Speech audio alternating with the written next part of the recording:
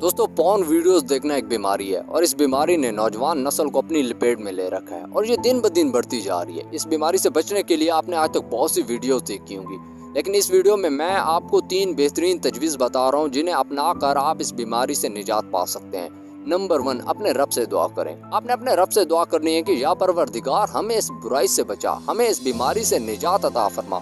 हमने ये porn videos नहीं देखनी, हमने एक अच्छा इंसान बनना है। हमने शैतान के रास्ते पर नहीं चलना बल्कि तेरे बताए हुए रास्ते पर चलना है।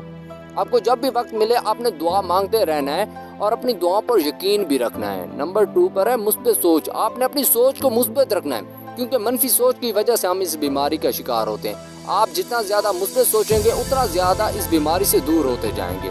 आपकी सोच आपके पास एक बेहतरीन हथियार है। अब यहाँ पर मुनसर है कि आप इस हथियार का इस्तेमाल जिंदगी बनाने के लिए करते हैं या बिगाड़ने के लिए।